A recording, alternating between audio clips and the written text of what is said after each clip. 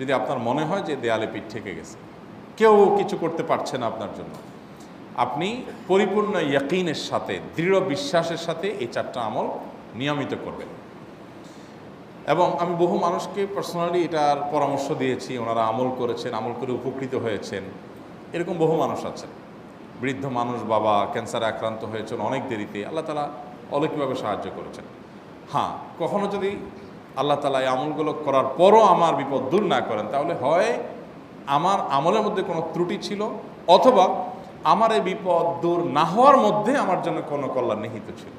আল্লাহ তাআলা আমার দোয়া কবুল করে যে উপকার হতো তার চাইতে বেটার কিছু হয়তো আমাকে দিবেন, এই ইয়াকিন একজন ইমানদারের থাকবে। সেই 4টা আমলের 1 নম্বর হলো ইস্তেগফারের আমল। ইস্তেগফার, আপনি ফেসে গেছেন কোনো জায়গায়, কোনো উপায় পাচ্ছেন না, আপনি ইস্তেগফার করতে থাকেন। আস্তাগফিরুল্লাহ ওয়া আতুবু ইলাইহি, আস্তাগফিরুল্লাহ ওয়া আতুবু ইলাইহি, আস্তাগফিরুল্লাহ ওয়া আতুবু ইলাইহি, আস্তাগফিরুল্লাহ, আস্তাগফিরুল্লাহ, আস্তাগফিরুল্লাহাল্লাযী লা ইলাহা ইল্লা হুয়াল হাইয়ুল কাইয়্যুম ওয়া আতুবু ইলাইহি ওয়া লা হাওলা ওয়া লা কুওয়াতা ইল্লা বিল্লাহ। اللهم أنت ربي لا إله إلا أنت خلقتني وأنا عبدك وأنا على عهدك ووعدك ما استطعت أعوذ بك من شر ما صنعت أبوء لك بنعمتك علي وأبوء لك بذنبي فاغفر لي فإنه لا يغفر الذنوب إلا أنت সাইয়্যিদুল ইস্তিগফার। এভাবে যে কোনো ইস্তিগফার করতে থাকেন, আপনি বেশি বেশি করে আল্লাহর কাছে ইস্তিগফার, ক্ষমা প্রার্থনা করতে থাকেন, খুব বেশি। আপনার 2 ঠোঁটে অনবরত আপনি চাইতে থাকেন আল্লাহর কাছে ক্ষমা। এই ইস্তেগফার সম্পর্কে নবী করিম সাল্লাল্লাহু আলাইহি ওয়াসাল্লাম বলেছেন, মাল্লাজিমাল ইস্তেগফার, যে ব্যক্তি ইস্তেগফারকে আঁকড়ে ধরবে, আঁকড়ে ধরা মানে কি, এটা ছাড়বে না, সে পড়তেই থাকবে অনবরত। টয়লেটে যাওয়ার সময়টা, ঘুমের সময়টা, খাওয়ার সময়টা বাদে, অবসর নামাজের সময়টা বাদে, ওকে সারাক্ষণ সে ইস্তেগফার পড়বে। এরকম যদি কেউ করে, আল্লাহ রাব্বুল আলামিন জাআলাল্লাহু লাহু মিন কুল্লি হাম্মিন ফারাজা ওয়া মিন কুল্লি যায়কিন মাখরাজা, সকল পেরেশানি থেকে, সকল টেনশন থেকে বের হওয়ার পথ আল্লাহ তাআলা অলৌকিকভাবে তার জন্য আবিষ্কার করে দিবেন।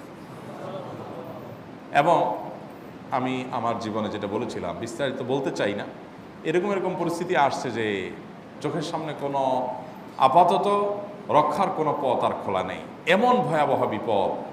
ইস্তেগফার করতে করতে এমনভাবে আল্লাহ তাআলা সাহায্য করেছেন যে এটা কল্পনা করলেও মনে হয় যে স্বপ্নের মতো। কিভাবে এখন এই লোক এই জায়গায় আসলো আমার সাহায্যের জন্য, এই লোক তো এটা আমি এই জায়গায় আসার কথা না, টিকুনি এসে হাজির হয়ে গেলেন এবং উপকারটা, আমার সমাধানটা হয়ে গেল সমস্যা। তো আলহামদুলিল্লাহ, বহুবার আমি পরীক্ষা করেছি, আর আমার পরীক্ষার 2 পয়সার দাম নাই। হাদিসে বলা আছে, গ্যারান্টি দেওয়া আছে, আমার পরীক্ষা করলেই কি না করলেই। তাহলে একটা আমল হলো কি, ইস্তেগফার। সব সময়ের জন্য এটা কন্টিনিউয়াস করবেন, আর এমনিও অবসর সময় ইস্তেগফার করবেন। আরবদের মধ্যে সৌন্দর্য আছে, তারা বিভিন্ন ডাক্তারের ওয়েটিং রুমে বা বিভিন্ন জায়গায় মানুষ যেখানে অপেক্ষা করে পাবলিক প্লেসগুলোতে লিখে রাখে ইস্তেগফার করুন, আপনার হাইওয়েগুলোর পাশে লেখা থাকে ইস্তেগফার করুন, এবং তারা আসলে একটু পরপর দেখা যায় ইস্তেগফার করে। ভালো মন্দ গুণ সবার মধ্যে আছে, তাদের এই ভালো গুণটা আছে, ইস্তেগফার বেশি বেশি করা। আমরা ইস্তেগফার সচরাচর এইভাবে অনবরত অবসর সময় করার অভ্যাস অনেকের মধ্যেই নাই। আমরা এটা চালু করবো ইনশাআল্লাহ। বিশেষ করে যখন কোনো সমস্যা হবে তখন ইস্তেগফার চলতে থাকবে মুখে অনবরত, ধীরে ধীরে মহব্বতের সাথে নিজেকে, নিজের পাপ অপরাধগুলোর কথা স্মরণ করে আল্লাহর কাছে মাফ চাইতে থাকবো, পেরেশানি দূর হবে ইনশাআল্লাহ। 1 নাম্বার 2, দুরুদ। নবী করিম সাল্লাল্লাহু আলাইহি সাল্লামের প্রতি দুরুদ পাঠ করা, এটা যদি আপনি নিয়মিত করতে থাকেন মহব্বতের সাথে, আল্লাহুম্মা সাল্লি আলা মুহাম্মদ ওয়া আলা আলি মুহাম্মদ কামা সাল্লাইতা আলা ইব্রাহিম ওয়া আলা আলি ইব্রাহিম ইন্নাকা হামিদুম মাজিদ, আল্লাহুম্মা বারিক আলা মুহাম্মদ ওয়া আলা আলি মুহাম্মদ কামা বারাকতা আলা ইব্রাহিম ওয়া আলা আলি ইব্রাহিম ইন্নাকা হামিদুম মাজিদ। আপনি একবার ছোট দুরূদ যদি পড়েন, সাল্লাল্লাহু আলাইহি ওয়াসাল্লাম, সাল্লাল্লাহু আলাইহি ওয়াসাল্লাম, আল্লাহুম্মা সাল্লি আলা মুহাম্মদ ওয়া আলা আলি মুহাম্মদ, শুধু এইটুকু পড়েন। জাযাল্লাহু আন্না মুহাম্মাদাম মা হুয়া আহলু, শুধু এইটুকু পড়েন। আপনি এভাবে যেই কোনো দুরূদ নবী করিম সাল্লাল্লাহু আলাইহি ওয়াসাল্লামের প্রতি যদি পড়েন এবং পড়তে থাকেন অনবরত, ইস্তেগফারের পাশাপাশি দুরূদের ক্ষেত্রে নবী করিম সাল্লাল্লাহু আলাইহি ওয়াসাল্লাম বলেছেন যে এইটা তোমার জন্য যথেষ্ট হয়ে যাবে। তুমি যদি আল্লাহর কাছে আর কোনো দোয়া করতে না পারো, শুধু দুরূদটা পড়ো, তোমার সব পেয়ে যাবে, কিচ্ছু লাগবে না। এক সাহাবী বলছেন, রাসূলুল্লাহ, আমার দোয়ার মধ্যে দুরূদ কত পার্সেন্ট রাখবো? আমি তো আমার অনেক কিছু আল্লাহর কাছে চাইবো, দুরূদ মানে তো নবীজির জন্য দোয়া, মানে আমার জন্য তো আমি দোয়া করবো, আপনার জন্য দোয়া কত পার্সেন্ট করবো? 1/3, 1/4, তারপরে হাফ, এবার বিভিন্ন পার্সেন্টেজ বলছিলেন তিনি। নবী করিম সাল্লাল্লাহু আলাইহি ওয়াসাল্লাম বলেছেন যে হ্যাঁ, এর বেশি করতে পারলে আরও ভালো, আরও ভালো।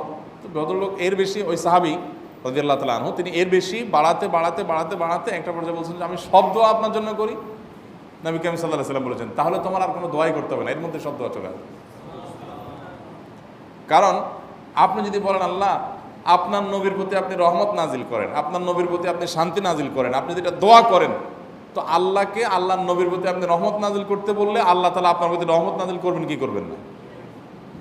আপনি কাউকে খুশি করতে চান, কার কাছ থেকে কিছু আদায় করতে চান, তার ছেলেটারে যদি হাদিয়া তোহফা দেন, আদর যত্ন করেন, তো বাই ডিফল্ট অটোমেটিকলি ওই লোকের সিম্পেথি আপনার দিকে আসবে কি আসবে না? চোখ বন্ধ করে আসবে।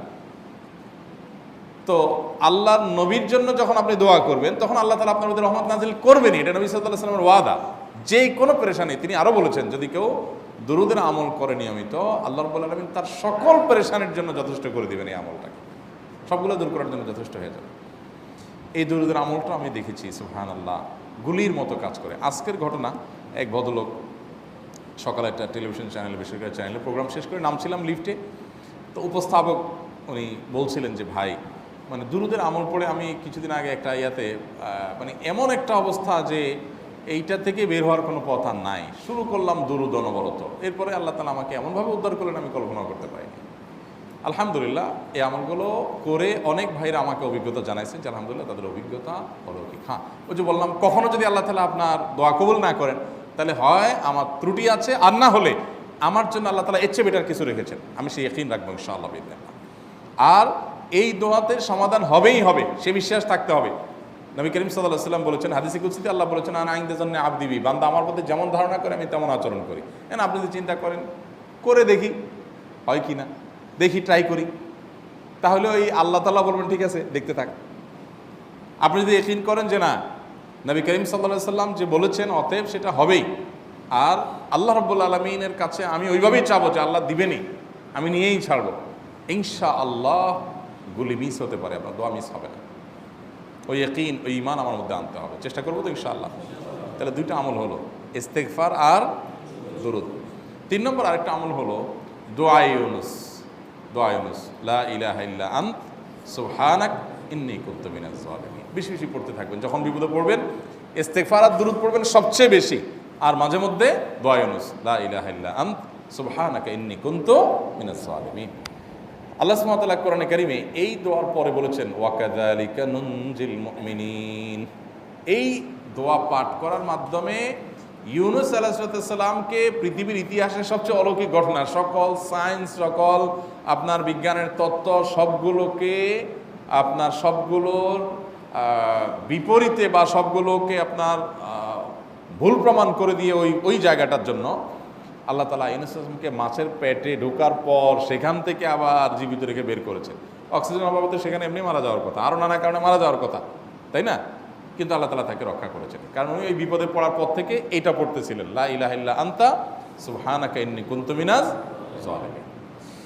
তো আল্লাহ তাআলা কোরআনে বলেছেন এটা ইউনুস, তার নবী ইউনুস আলাইহিস সালামকে আল্লাহ তাআলা এর মাধ্যমে রক্ষা করেছেন, সেটা তার জন্য খাস না, এটা তার জন্য স্পেশাল না, বরং আল্লাহ বলেছেন ওয়াকাযালিকা নুনজিল মুমিনিন, এটা দিয়ে আমি তাকে রক্ষা করেছি, একইভাবে ঈমানদারদেরকেও এইটার মাধ্যমে রক্ষা করব। এটা বড় অস্ত্র পেয়ে গেলাম। দোয়া ইউনুস বেশি বেশি করবো ইনশাআল্লাহ, লা ইলাহা ইল্লা আনতা সুবহানাকা ইন্নী। আমার দেশে আবার দেখা যায় বিপদ হয়ে গেলে তখন হুজুর ভাড়া করে যে ভাই আপনারা সবাই মিলে এটা 1 লাখ বার পড়ে দেন, 1.25 লাখ বার পড়ে দেন, টাকা দিব আপনারা পড়ে দেন। আপনারটা আপনি পড়বেন ভাই, হুজুরদের কাছে দোয়া চান সমস্যা নাই, আর হুজুরদেরকে খাটায়া টাকা দিবেন কেন, এমনি টাকা দিবেন না দিয়া। আর এই দোয়া নিজে নিজে করতে থাকবেন। ইউনুস আলাইহিস সালাম ওই সময় কি লোক ঠিক করছিলেন যে ভাই আপনারা সবাই দোয়া ইউনুস পড়েন, আমি গেলাম, আমি মাছের পেটে গেলাম, আপনারা বসেন সবাই দোয়া ইউনুস পড়া দেবেন, করছেন উনি, ওনারটা উনি করছেন, তো আপনারটা আপনি শুরু করবেন দোয়া ইউনুস না।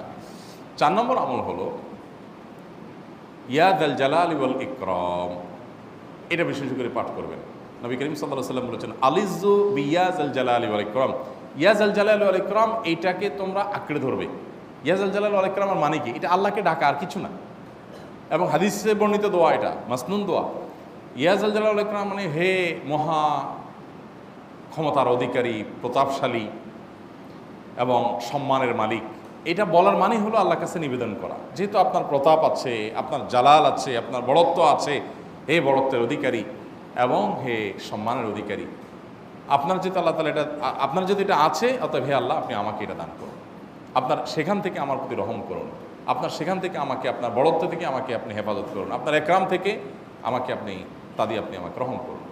তো সেই দোয়া আল্লাহ তাআলার কাছে নিবেদন করতে পারি, ইয়া যাল জালালি ওয়াল ইকরাম। এর পাশাপাশি তাহাজ্জুদের নামাজ এবং যে কোনো নফল নামাজ।